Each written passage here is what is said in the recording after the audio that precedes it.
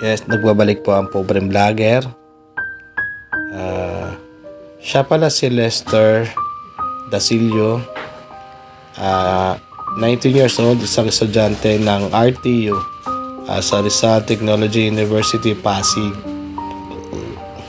Siya po ay nakatira dito sa Asian Residence, Barangay Plaza Aldeata ni Rizal. At tunghayan natin ang kanyang sitwasyon at kalagayan sa kanyang kamay. Medyo mahirap at maselan. So, abangan po ang kanyang kwento.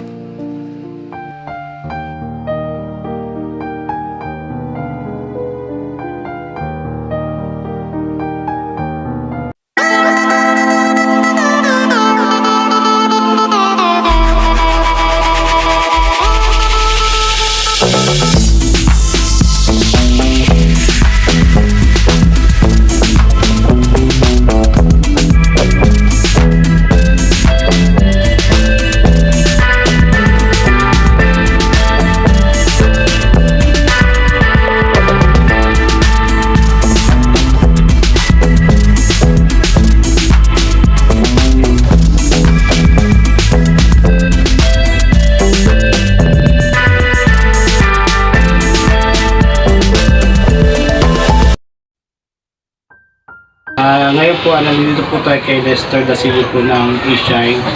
Siya po ay 19 years old. Sa kasakalukuyang nag-aaral po siya sa anong course mo ulit? Financial Management po sa Rizal Technology University. Tama ba sa Pasig? Ngayon po, yun po, ang condition po niya ngayon is magitom na ayan po. So, siya po yung dati pong na palabas na po siya sa Kapuso Jessica Soho. So, sa kanyang condition po. Ngayon po, lumalapit po kami sa inyo para kung sakaling may gusto tumulong po sa kanya, sa kanyang pag-aaral. Scholar ka ba ngayon? Scholar lang po ng school. Wala kami ginagawa. Ayun, actually scholar po siya ngayon.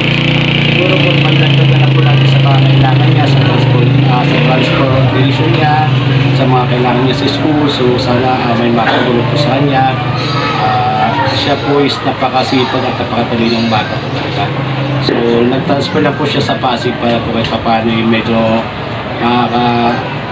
ahon-ahon din sa sitwasyon kasi sa issue po napakahirap po talaga. So ito po yung condition niya habang lumalaki po siya na lumalaki. Palaki yung ano yan. Yung high school ko pa nung Jessica pa, late pa no? Ito po, grade 8 tama, grade 8. Ito po habang paano, palaki ng palaki. Hindi pa siya mabigat? Masakit din po, pero sanay na po. So, kilala ko yan. Medyo umano ka, binata ka na ngayon. Dati, tatakbo-takbo lang siya ngayon. Ngayon dati, nagpunta ngayon. So napakahirap po mga kapobre. Sa Jessica, ano pala nangyari? Ano po yun? Ano po tawag yun? Hindi na po namin naasikasin po kasi yung pandemic po. Mahirap bumulong. Pero, tinutulungan ka pa rin sa financial. Hindi na po eh. Malay mo, sa mga kapanin, mga bibigyan ka ng financial, may gusto mo sa sitwasyon mo, itutok mo sa nangyari ngayon. Ito mga kapobre.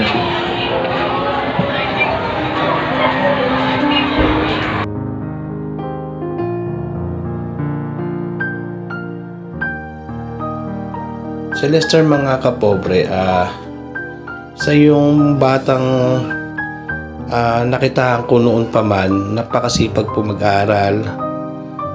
Kahit binubuli, ay wala siyang pakialam kung binubuli siya.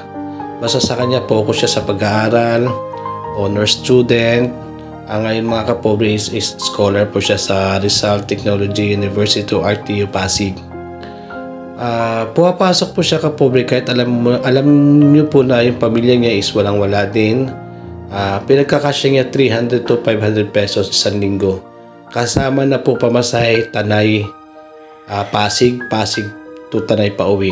So napakahirap mga kapobre sa kanyang sitwasyon. sa 500 pagkakasyahin mo, pamasahe lang mga kapobre, napakahirap. Pero dahil sa pagpupursige, sa kanyang pag-aaral, alam mo yung tiis talaga siya, makapagtapos lang talaga siya sa pag-aaral. So talagang hindi tayo manghihinayang. Nandun yung curiosity at saka yung nahihiya na rin siya. Siyempre sa edad po niya, binata na po siya. So tuloy pa rin, diretso pa rin yung daan niya, diretso pa rin yung yung pangarap niya para makapagtapos talaga sa pag-aaral. So ngayon ako mga kapobre, lumalapit po ako sa inyo kung sino po gustong sa mga taong may mabubuting puso na gusto tumulong sa kanya, makipag-ugnayan po at pwede natin tulungan si Lester. Pwede natin tulungan si Lester sa kanyang actually by January po talaga mag-abot-abot din po tayo at sana po sa may mga mabubuting puso, sana matulungan din natin siya sa kanyang allowance. Nakikituloy lang po siya sa isang kamag-anak sa Pasig para po makakatipid sa pagbo-boarding house. Malaking bagay po yung kahit pabarya-barya lang po as long as nag-aaral siya. Malaking bagay na po yung kung pagsamasamahin para po pandagdag allowance niya. Sa sitwasyon po kasi nga ngayon mga kapobre, napakahirap po talaga. Yun nga, minsan nakukwento niya na minsan pag may mga nakasabay siya, tinitingnan yung kamay niya na ganun siya. So yung focus po niya, hindi niya talaga, doon po ako maangas sa kanya. Sabihin natin na tingnan niyo ako, wala akong pakialam sa inyo, basta ako tuloy lang ako sa pangarap ko na makapagtapos. Ganun po siya.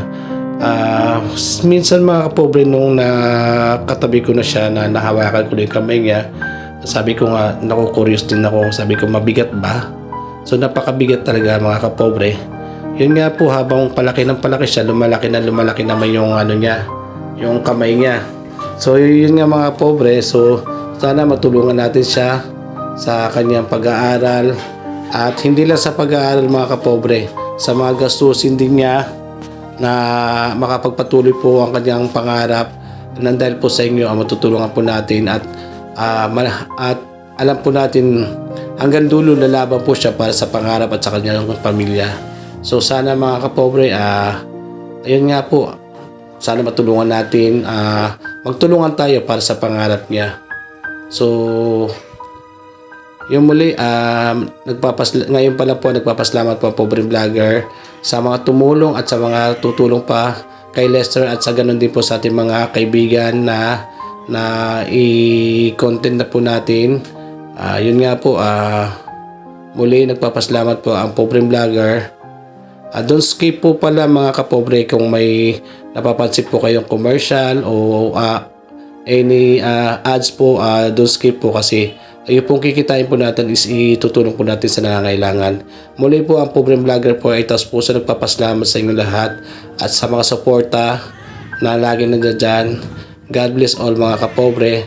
Ito po para si Pobreng matulungin, pobreng may puso at nasasaktan din. God bless all.